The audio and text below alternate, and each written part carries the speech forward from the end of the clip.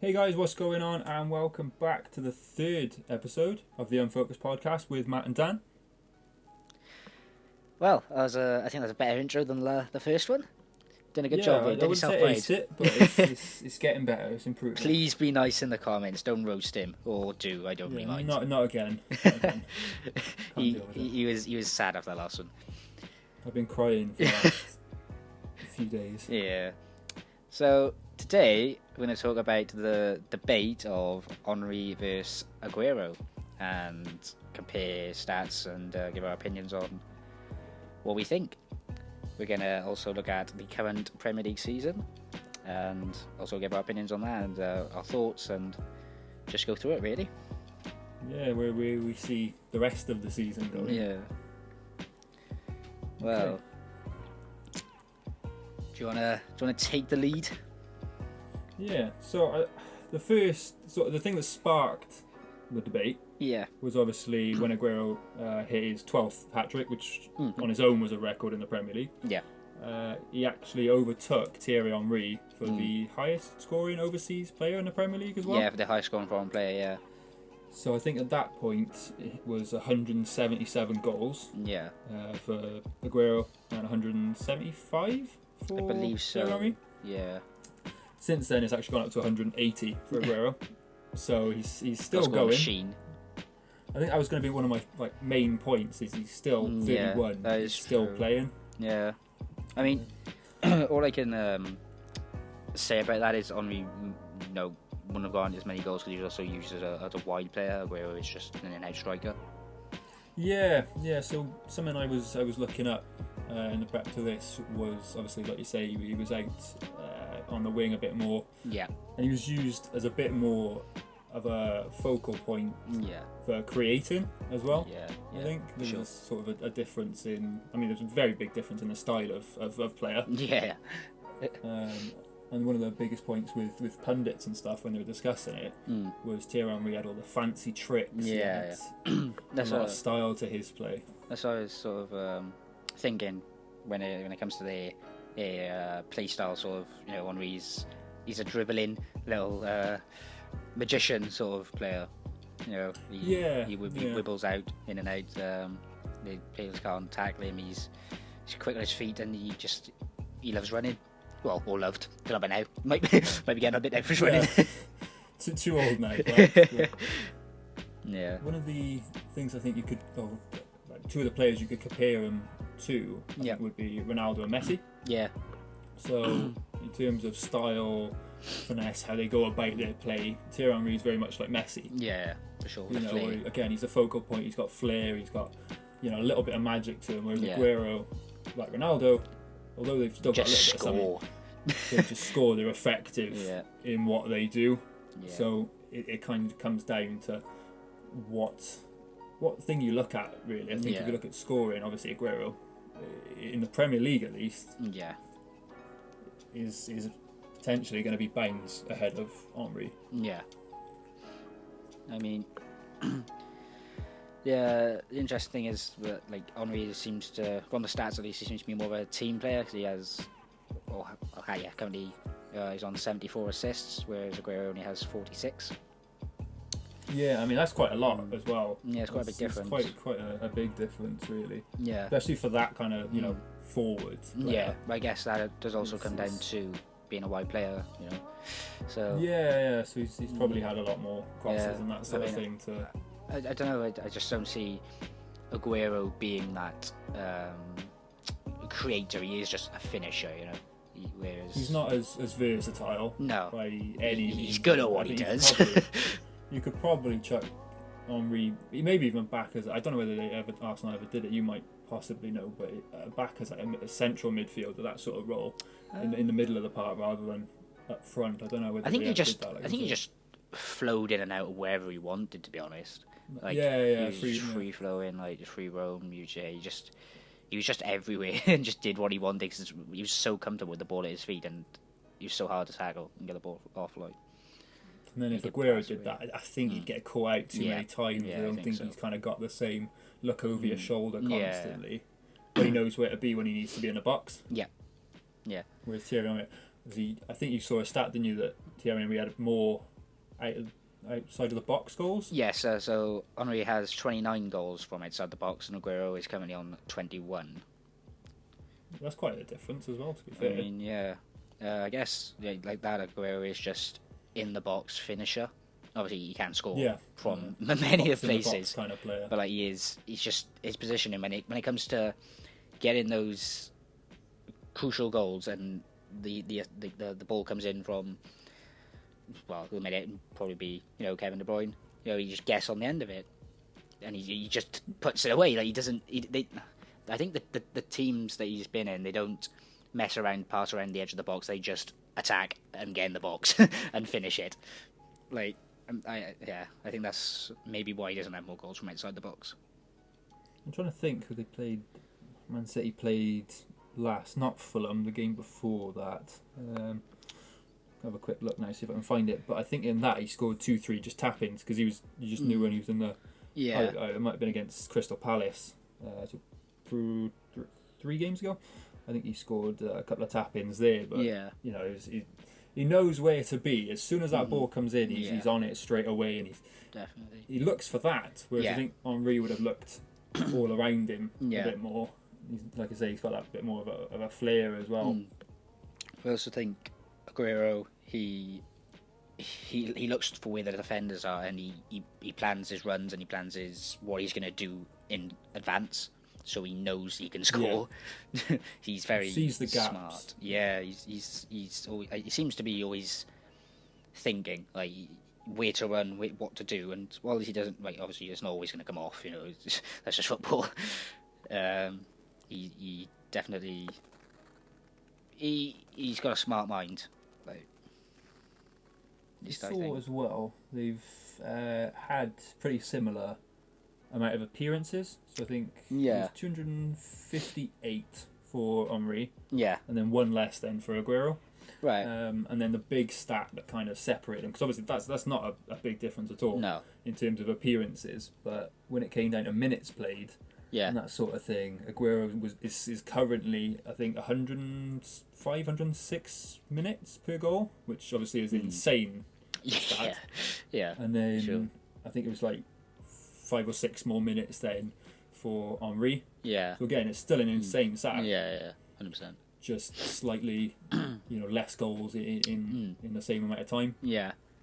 I think, honestly, I'd say that's more of an achievement for Aguero, obviously, because he has more goals per minute. But I think the Premier League that he's been playing in is a lot more competitive than what Henry was playing in.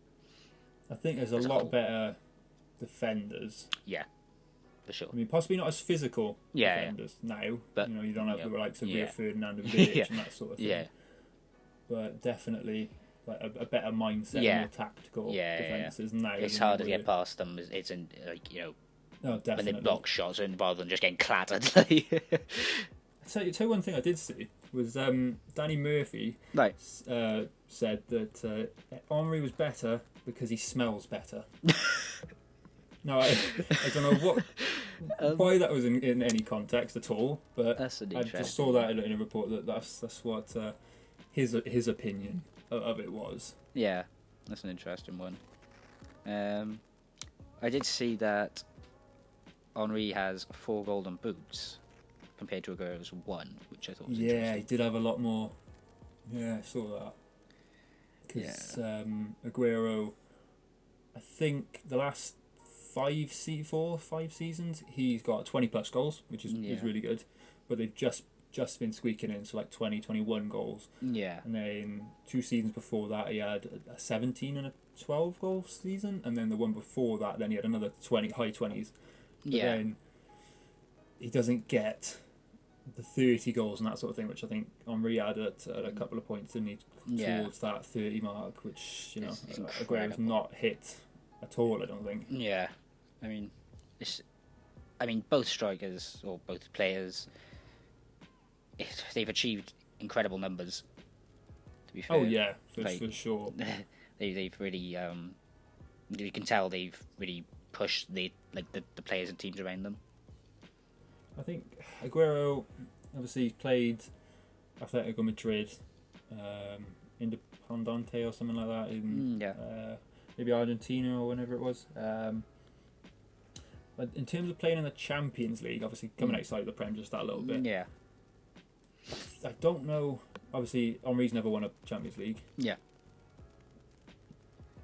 Don't know about Aguero. Or did he win it the other year? He might have won it the other year. I don't know, you know. I'm going to fact check that because I might have said that completely incorrect. Not entirely sure. Double check that. While you fact check that, I think something we can mention is obviously Henry was involved in the Invincibles Arsenal team, and he did play a crucial role in that, which obviously is no easy task. Obviously, the whole team was really good at that point, but he sort of inspired those around him, and his playmaking, his finishing, obviously, you know, creating chances, getting the goals is going to help the team. Yeah, I don't think he has won the Champions League. He's won the Europa League with Atletico Madrid. Oh, right.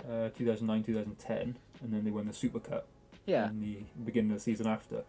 But he's never actually won a Champions League. So in terms of outside achievements, they're probably around a similar kind of mark. Obviously, Aguero's won 4 Premier Leagues. Yeah. Which is, again, is insane. Yeah. 18, 19, and back to back as well. Mad. Obviously, the teams around them obviously do influence it a lot as well. You know, it's just not just one person, but there is like you can make a big contribution as one player. You look at, you know, the best players, and that's why they're the best players. Yeah, well, they drag you up a little bit more. Yeah, exactly. When you're whether it's just lifting you in terms of anything, your spirit, your mindset, your performance, your energy. You know. And then in terms of who you think is the best, so bias aside, obviously you've been an Arsenal fan. Yeah. Again, don't click off the podcast because of that. But with you being an Arsenal fan, without any bias whatsoever, without any bias, who do you think in Premier League? So outside of that is not important, but Premier League, who do you think is the best out of those two? You know, the thing is, if I say Henry, it's just going to come across as biased. Oh man! If you can back it with a good reason, then I'll accept that. I'm going to say Henry because of how versatile he is and how he benefits everyone around him. I think I prefer a player who can create as well as score. Aguero, I feel like, I'm not sure if selfish is the right word, but I feel like he's more, you know, focused on himself. Getting his goals. Yeah. Okay. Okay. I feel like I prefer his play style, his pizzazz. You know, you know, everything, the way he plays is I just prefer that way, and I think it's better for a team, and I think it's just better. Like, he is better, in my opinion, and that's the same for you. What do you think? Who is the best? So I got to take out the bias of the fact I'm a little Aguero fanboy. Yeah. I've literally got a figure of him over on my wall over there. Take out that little bit of bias. Yeah. I would say as a striker, Aguero is the better. Yeah. Just, although I don't know, because have you seen Henry run through people? Yeah, golden boot wise, obviously, which is what a striker's there for. Yeah. You know, I think I'd have to go with Henry, right, as the best, just because he has had the bigger seasons in the time he was there. Yeah. He's not perhaps won as much. Yeah. But he was part of that Invincibles. Yeah. He is more versatile. So I'd say him. Yeah. I definitely prefer Aguero. I think if I was going to look at a player to add to a team, I think personally I just prefer Aguero just because I think I'd be able to rely on him a bit more. Yeah. I don't know. I think that's just maybe a gut feeling. Yeah. Again, maybe because I'm a little fanboy. But I think probably Henry takes it in a time he was in the Prem. Yeah. I'd be interested to see him at his prime now in the Prem. To see how he do. I'd like to see how he gets on. Yeah, I mean, cause obviously he dealt with the rougher defenders back in the day. So it's like now fouls are given for anything in the Premier League. Like, how would his fancy footwork? Like, how would that throw people off? Like, how would it? Yeah, could he cope with that difference? Like, would it? Like, for defenders in the Premier League now, would that scare them because they can't? They'd be afraid to tackle him. It'd be interesting. And then on the topic of the current Premier League. Yep. Thoughts so far? 23, 24 games in, depending on which team you're looking at. What's your thoughts so far? This is possibly the worst Premier League I've ever seen in my life. 5th place. There's a lot of losses. Man United sitting on 9 wins in 24 games for 5th place. 5th place should be battling for, every win is needed to get 4th, and if they lose, it's detrimental in such a massive way because they're going to be overtaken and caught, and they want Champions League football. There needs to be a desire, and I have no idea how Man United are 5th because they've done shocking. It doesn't say an awful lot for the rest of the league. When obviously Man United, the way, not even looking at the results, just the way that they've played in those 24 games, 100%, is very poor. Yeah, I mean, it's not taken away from the, in quotes, smaller teams, but sitting in 7th and 8th, we have Wolves and Sheffield United, respectively, and that says a lot in itself. It's not that they've done necessarily amazing. They have, because they're there, but not the other teams haven't lived up to what they should be doing as competitive league. I saw that Sheffield United, the keeper, Dean Henderson, has got 8 clean sheets. That's good season. Which is that's 1 in every 3 games he's getting a clean sheet, which for a team like Sheffield is massive. Yeah. Obviously, we've seen Wolves then the last couple of seasons be a very competitive team, take on the normal higher teams. They got into Europe last season. Yeah. I believe they're still there. I think they're still there. Still playing, but they. I think some of the smaller teams have taken advantage this season. Southampton have, obviously, the last few seasons been shockingly bad. Yeah. Like, really poor. Like, relegation, just not quite, because other teams have been poorer. This season, they've managed to turn it around, because other teams aren't performing as well, so they're taking advantage of 100%. that. And they're a bit higher up in the league. Whereabouts are Southampton? 9th? 9th at the minute, so 9 wins, 4 draws, 11 losses. It's not great for a 9th, above mid-table team. And then Arsenal, then just below them, 6, 12, and 6. Now, crazy. I think for a regular mid-table team, you can kind of be like, that makes sense. You're sitting on 30 points, which is pretty good. It's okay. But for Arsenal standards, I would say that's obviously very much below par. Yeah, that's what it is. Yeah, I was about to say, it's ridiculous. I mean, just 5th and 6th place, Man United and Tottenham sitting on 9 wins apiece, right? Wolves and Sheffield United are 1 win below them. How is that possible? I'm sorry, but it's just what has happened this season. Like, Liverpool have ran away with it, and everyone else is slipping up, and the smaller teams are loving it. I think that's the biggest point, isn't it? Liverpool are a game behind everyone and still 16 points clear. Insane, man. Like, obviously, they have an incredible side at the minute. If they didn't, they wouldn't be able to do this. But, would they be doing this well if everyone was actually playing how they're supposed to? It's like, would they be getting? I don't think this amount of wins. Would they have not lost yet? I think like Man City, obviously this season 5 losses already. Yeah. I think it was 3 losses the entirety of last season, 2 losses, something like that. It was not a lot. No.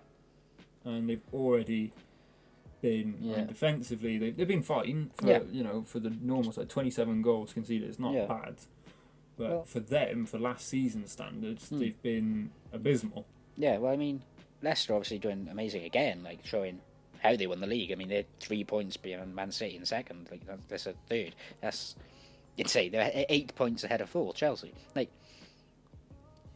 again, Leicester have shown that they are or can be a very, very good team.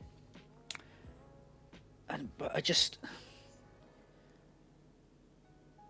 don't see how everyone else is falling when Liverpool are just thriving. It's so weird to me. I think the kind of saddest ones, obviously Norwich have not. They started off all right. Yeah. Timo Pukki was top scorer for a little while. And they were doing really well, and they've obviously dropped off now and sitting in last. Don't look like they're going to be in for much of a chance of staying up this season. I mean, they're only sort of 4 points from getting out, but again, it's just the way that they've been playing, and West Ham are another team a few years ago were in Europa League. Yeah. Now they're struggling to stay up. Aston Villa, I still think I've got a reasonable chance of staying up. I'd like them to stay up just because, as a Premier League team, obviously they've got, I don't know that it's the top or near the top amount of years in the Premier League. How long they've been here. So I think it'd be only right if they can stay up again and then form sort of a team that they used to have that was a strong mid-table team. I think that'd be good to see again. And then Newcastle, which are 14th, are just Newcastle, aren't they? They're not going to go anywhere with the current board they've got. And the thing is, they're sat in 14th, right? But that's the same amount of points up till 10th, and 9th is 1 point ahead. Southampton in 9th. 1 point ahead, sorry. And then 8th, Sheffield United, 3 points ahead. Wolves, 4 points ahead. Tottenham, 4 points ahead, Man United. And so the difference between 5th and 14th is 4 points. It's crazy when because you can look at that and I mean up to 7th. There's only 11 points difference between that and relegation. That's insane, man. You look at Arsenal and they're literally 7 points. 7 points less. So if they hadn't have won, if they'd have lost 3 more games, they'd have been in the relegation zone. That's it. That's all it kind of takes to drop you in. It's quite a for everyone other than Liverpool. It's cluttered, mediocre scoring. Yeah, but it's not even cluttered in a good way. Like it's not everyone's really competitive and is doing really well. It's just everyone's just been lackluster, really. Liverpool have won this league 100%. Quite convincingly at this point. Yeah. I don't like Liverpool personally, but the way they are winning it, you just have to hold your hands up and respect it. I mean, have you seen? There's been statements such as like Klopp's mentality monsters, because they're not allowed. They're not. Yeah, they don't think about winning the league, or they don't think about the league, or they don't think about their points. They don't. They're not celebrating yet, basically. No, well, that's the same mentality that got Claudio Ranieri his title with Leicester a few seasons ago. It's just don't look. Doesn't matter where we are at Christmas, where we are whenever. We don't look. Yeah. And they ended up winning it, and they're still at the moment one of the strongest sides in England because of the mentality that a lot of them had. And it's crazy. A lot of the teams, probably Man City, have looked at it and gone, right, we can win this again this year. And because of that, they've not done as well. They're expecting too much and think it's too easy. Yeah. And they've got an eye in this season for looking back at their last. Exactly. I mean, Liverpool were unlucky to not win the season last season, and Man City just somehow managed to get more points than them. Very, very close, and that was very competitive. But it's just the way the Man City have dropped this season, and Liverpool have just still gone on thriving. And I have a question for you regarding Liverpool. Okay. Do you think they'll go this season undefeated? I'm gonna say no. I don't know who they're gonna lose to. Mm-hmm. Yeah, I've read Vasco. But I don't think they'll do it. Well, I think it'll probably be around the 30 game mark. Yeah. 29, 30, 31 game. Around there, I think they'll slip up and they'll probably get a convincing loss. Yeah. Well, I mean, obviously they played a much, much worse side, but they did lose 5-0 to Aston Villa in one of the cups, so it's possible. It's difficult to read into that one, isn't it? Just because Aston Villa had the top team and Liverpool it's not the same, under 18s team, isn't it? So, but you look at it and they got a 2-2 draw at Shrewsbury. They are beatable, this Liverpool team. It's just who can do it. I'm not 100%, but I think they'll I don't think they'll end up with more than 2 losses. Yeah. But I think once they've got one, I think they could lose another one then towards the end. But they'll have won the league by then, so it won't even matter. Yeah. You know what? I'm gonna go out on a whim and say that they are going to win every game from now until the end of the season. They're not going to draw any. They're not going to lose any. So 15 games in a row from here. Yeah, they will have the rest of the season all wins, and the only points lost this season will be 1 draw.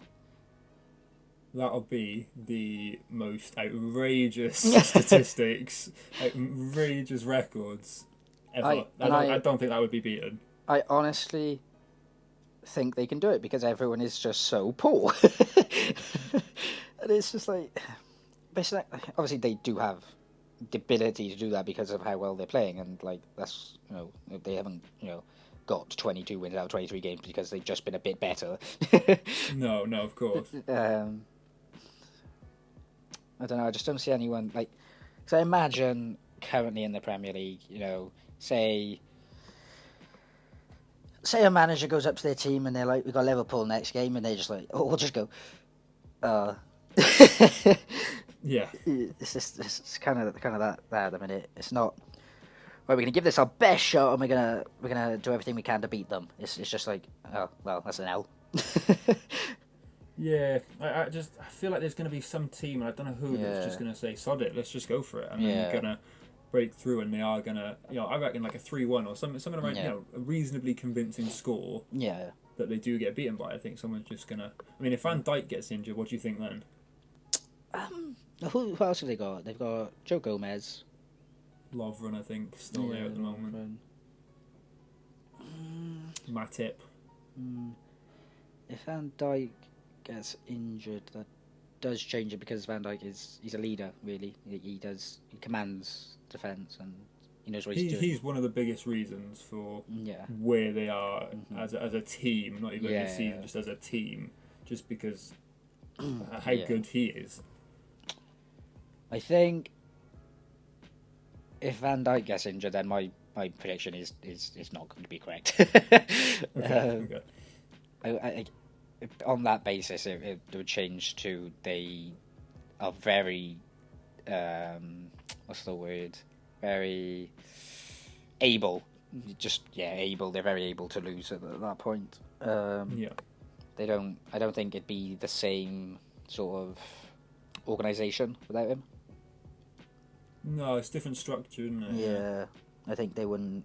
It depends how often all of them. I don't know how they're training, schedule, resume, or whatever. But it depends how bonded and how well all the defenders know each other, know the different positions, what they're going to do. They need to they basically need to be able to mind read each person to know what they're going to do. It's I don't know. I have no doubts that Liverpool are going to win the league. It's just how far can they take it? I think whoever comes in to replace him, this is obviously completely hypothetical. He probably won't even get injured, but if he did, I think whoever came in would feel that weight of responsibility a bit much. If it's Lovren, we've obviously seen that he makes mistakes. So I feel like if it's on his shoulders, you've got a 50-50 chance of what's going to happen in a match. He's liable. Yeah, exactly. So it's who comes in instead. Probably be Joe Gomez and Matip, I'd imagine, would be. Yeah.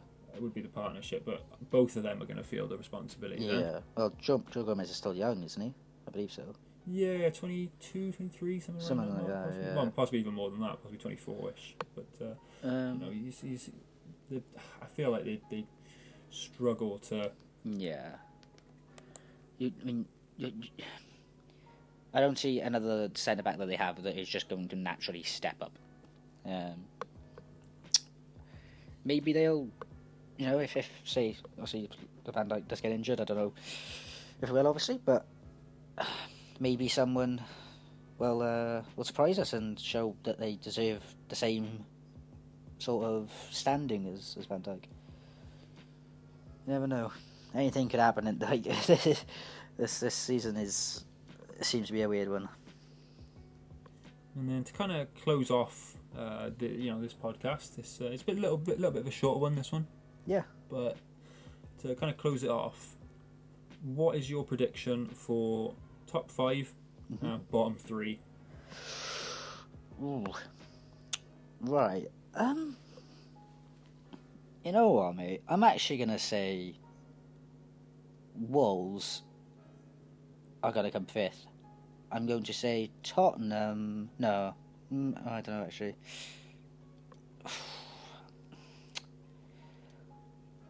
Oh, I don't know. Nah, looking at the points now. I was going to say Wolves 5th, Tottenham 4th, but it's just the points difference from Chelsea. I don't think Chelsea are going to drop that much. Because I think the top 3 as they are now will stay the same. I think it's going to be Liverpool, Man City, Leicester. Yeah. And I'm just trying to deduce 4th and 5th. I'm going to back Wolves and say they're going to come 5th and Chelsea 4th. I think, I'm just going to back Wolves. Because that's interesting. Because why not? That's my top 5 as well. Really? That's either Wolves or Tottenham to come 5th. To be honest, yeah. I say Tottenham 5th. Yeah, I mean, but I think Wolves are very much realistically, if you're looking at the teams on paper, Tottenham should be above Wolves. But I don't know. I just back them. They're doing really well, and why not? I just go for it. So see who gets signed. I think now between well now and then the next few days as we're recording this, really. Yeah, for sure. As for my bottom 3 in the relegation zone, I think Norwich are going to stay 20th. If I'm honest, maybe climb 9th. I'm not sure. I'm going to go for Norwich 20th. I'm gonna back Bournemouth to stay up. To be honest, I don't see them going down. I don't see them going down. They're a decent enough team to stay up, I think.